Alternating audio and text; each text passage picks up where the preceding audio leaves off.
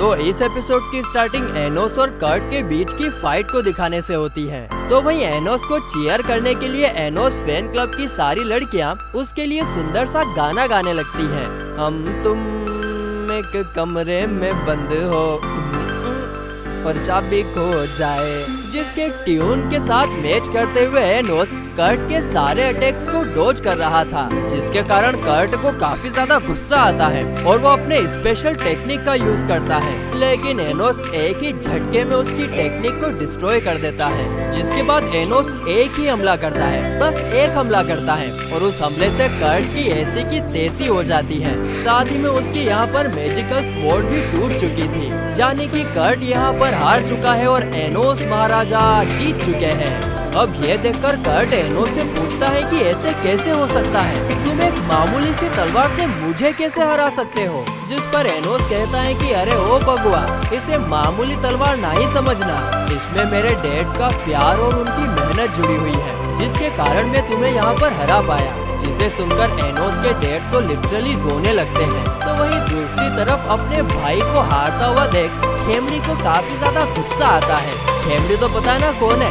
आगे scene cut होता है और हम एनोस और मीसा को वेटिंग रूम में बैठे हुए देखते हैं, जहाँ पर उन्हें सेकेंड राउंड में ले के जीतने की खबर मिलती है। लेकिन वे लोग शॉक रह जाते हैं जब उन्हें पता चलता है कि ले अब रॉयल फैमिली के ऑर्गेनाइजेशन से जुड़ चुका है। तो वहीं जब ले मैच जीतकर वापस वेटिंग रूम में आता है, तब मीसा उससे सवाल पूछती है कि तुम्हारा नाम एक रॉयल फैमिली के ऑर्गेनाइजेशन से क्यों जुड़ा है। जिस पर ले कहता है कि उन्होंने मुझे डीमन लॉर्ड बनाने का वादा किया है और साथ ही में इतने पैसे दिए हैं कि मैं अपनी पूरी लाइफ आराम से गुजार सकूं। जिसे सुनकर एनोस और मीसा को तो यकीन नहीं होता कि उनका दोस्त ले ऐसा कर सकता है। तो वहीं जाने से पहले ले एनोस से कहता है कि कंपटीशन में मैं तुम्हें मार कर रहूंगा। जिस पर एनोस कहता है कि उसके लिए तुम्हें कंपटीशन का इंतजार करने की जरूरत नहीं है, हम यहीं पर फैसला कर सकते हैं। ये सुनते ही ले तुरंत एनोस पर अपनी तलवार से अटैक करता है। तो वहीं एनोस भी अपने हाथों से ले के दिल को बाहर निकालने की कोशिश करता है, जिसके चक्कर में दोनों ही काफी ज्यादा जख्मी हो जाते हैं। लेकिन यहाँ पर मामला और आगे बढ़े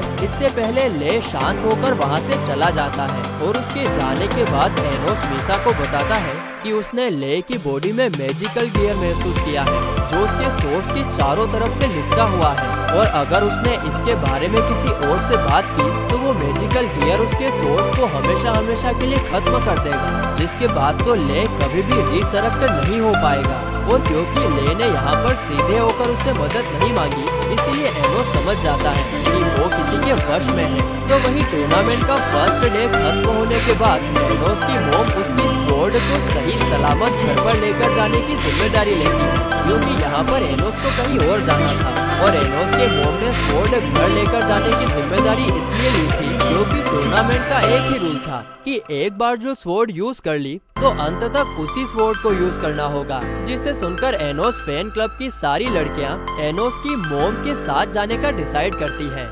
इसके बाद एनोस और मीसा हॉस्पिटल में ले की मॉम को देखने के लिए आते हैं, जिनकी हालत सच में काफी ज्यादा खराब थी। हम लोग लिटरली उनके बॉडी के आर पार देख सकते हैं। तो वहीं उनको देखकर एनोस मीसा से कहता है कि ले की मॉम डीमन नहीं है, बल्कि वो भी तुम्हारी तरह हाफ स्पिरिट और हाफ डीमन है। जिसे सुनकर मीसा कहती है लेकिन ले तो एक रॉयल है ना, तो उसकी मॉम को प्योर डीमन होना चाहिए था। जिसे सुनकर एनोस कहता है कि शायद ये ले की बायोलॉजिकल मदर नहीं होगी।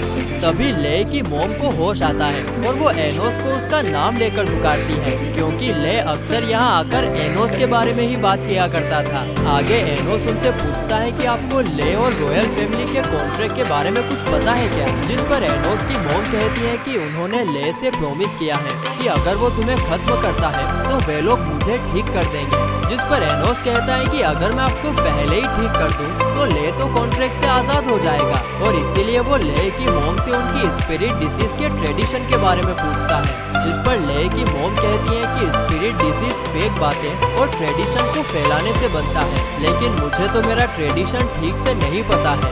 साथ ही में ले की मोम यहाँ पर ले को इस कॉन्ट्रैक्ट से फ्री करने के लिए भी कहती है। और ऐसा तो सिर्फ तभी हो सकता है जब एनोस ले की मोम को हमेशा हमेशा के लिए खत्म कर दे, जिसे सुनकर मीसा इस चीज के लिए मना करती है। वो एनोस से पूछती है कि क्या ले की मोम को ठीक करने का कोई दूसरा रास्ता नहीं है क्या, जिस पर एनोस कहता है कि नहीं, बिना उनके ट्रेडिशन को जाने में उन्हें पूरी तरह से ठीक नहीं कर सकता। और तो और मैंने अपनी सोर्स एनर्जी भी उनके साथ शेयर करी ना, तो भी वो ठीक नहीं हो सकती है, क्योंकि डीमंस की और स्पिरिट की सोर्सेस काफी ज्यादा डिफरेंट होती है। लेकिन यहाँ पर मीसा तो एक हाफ डीमन और हाफ स्पिरिट है, और इसीलिए वो अपनी सोर्स एनर्जी शेयर करने का डिसाइड करती है, जिस पर एनोस एग्री करता है और तुरंत एक स्पेल एक्टिवेट करता है, जिससे मीसा की सोर्स एनर्जी ले की मोम के साथ शेयर होना स्टार्ट हो जाती है। लेकिन तभी अचानक से एनोस को कुछ तो काफी बुरा महसूस होता है, और फिर सीन तुरंत एनोस की मोम और फैन क्लब की लड़कियों पर शिफ्ट होता है। वे लोग एनोस के घर की तरफ जा ही रहे थे कि तभी वहाँ पर टीचर अपीयर होती है।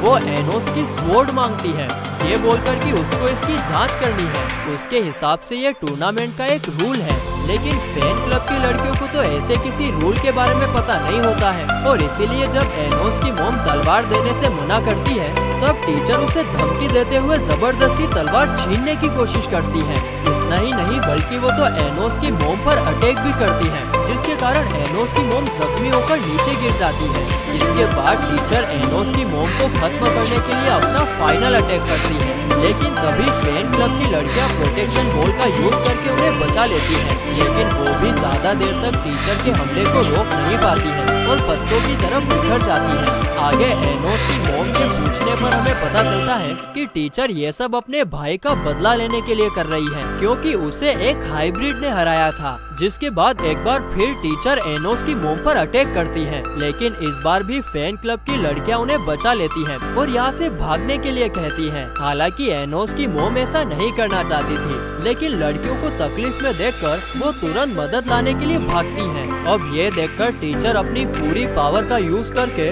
फैन क्लब की लड़कियों को हद से ज्यादा जख्मी कर देती है, लेकिन लड़कियों ने अभी भी हार नहीं मानी थी, क्योंकि वो एनोस की कट्टर फैन थी। अब ये देखकर तो टीचर को काफी ज्यादा गुस्सा आ जाता है कि ये मामूली सी हाइब्रिड लड़कियां उसके सामने यानी रॉयल फैमिली के सामने खड़े होने की हिम्मत कर रही है, और इसीलिए इस बार वो अपना सबसे खतरनाक मूव यूज करती है और सभी लड़कियों को जलाकर और भी ज्यादा जख्मी कर देती है। जिसके बाद वो उसी पावर से एनोस की मोम पर भी अटैक करती है, लेकिन ए हुक्म का इक्का बॉस, ए लाफिंग का सिक्का बॉस, ए बॉस है बॉस है बॉस है। तभी एंट्री होती है अपने बॉस एनोस की। वो सही टाइम पर आकर उन्हें बचा लेता है, और एनोस को देखकर तो टीचर की फटकर सीधे 32 हो गई थी। आगे टीचर उसे हाइब्रिड ब्लड कहकर उसकी इंसल्ट करने लगती है, लेकिन इस पर एनोस अपनी डिमोनिक आइस का यूज करके टीचर को फ्रीज कर देता है, और फिर वो अपने हीलिंग मैजिक की मदद से अपनी मोम और फैन क्लब की लड़कियों को ठीक करता है। उसके बाद वो उन फैन क्लब की लड़कियों से उनका नाम पूछता है, और फिर वो कहता है कि मैं तुम लोगों का ये एहसान कभी नहीं भूलूंगा। आज जो तुमने मेरी मोम के लिए किया, उसके कारण मैं तुम लोगों का नाम मरते दम तक याद रखूंगा। जिसे सुनकर लड़कियों की आंखों में आंसू आ जाते हैं। जिसके बाद एनोस अपनी मोम को लड़कियों के साथ यहाँ से घर जाने के लिए कहता है कि अब तुम जाओ, आगे मैं संभालूंगा। इसके बाद वो गुस्से में टीचर के पास आकर कहता है कि आज तुमने अपनी लाइफ की सबसे बड़ी गलती करी है। आगे वो टीचर को गले से पकड़कर ऊपर उठाता है, और फिर दोनों टूर्नामेंट वाले स्टेडियम में टेलीपोर्ट होते हैं, जहाँ से टीचर भागने की कोशिश करती है, लेकिन एनोस तुरंत तलवार समन करके उसके पीठ में स्टेप कर देता है और कहता है कि अगर तुम्हें अगले 1 मिनट में इलाज नहीं मिला तो तुम धरती लोक छोड़ दोगी। हाँ, पर अगर तुम ऐसा नहीं चाहती तो तुम मुझे डीमन किंग पुकार कर अपनी जान की भीख मांग सकती हो, शायद मेरा मन बदल जाए। लेकिन टीचर के माइंड में तो अभी भी प्योर ब्लड और हाइब्रिड वाला कचरा भरा हुआ था, इसीलिए वो ऐसा करने से मना कर देती है। लेकिन आगे एनोस के एक और बार स्टेप करने पर वो उससे अपनी जान की भीख मांगने लगती है। लेकिन क्या करें, सॉरी, एनोस का माइंड चेंज नहीं होता है और वो टीचर को खत्म कर देता है। पर तुरंत बाद कुछ चेंजेस के साथ वो टीचर को वापस से जिंदा करता है, और जिंदा होते ही टीचर को समझ में आ जाता है कि अब वो प्योर ब्लड नहीं रही है, बल्कि वो भी अब हाइब्रिड बन चुकी है।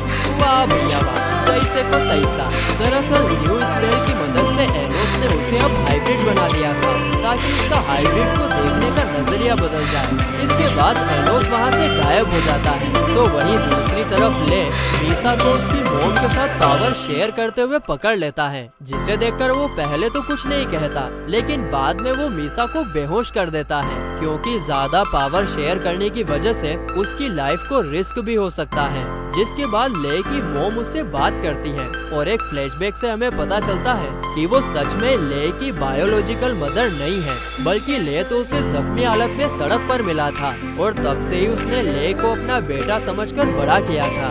आगे ले की मॉम उसे खुद की लाइफ जीने के लिए कहती है, ना कि उसके लिए। जिसके बाद ले खुश होकर वहाँ से चला जाता है और उसके जाते ही एनोस वहाँ पर अपीयर होता है। खैर एनोस वहाँ पर था इसकी खबर ले को भी होती है और फिर अगले दिन मैजिक स्वॉर्ड टूर्नामेंट का फाइनल मैच होता है जो कि एनोस और ले के बीच था।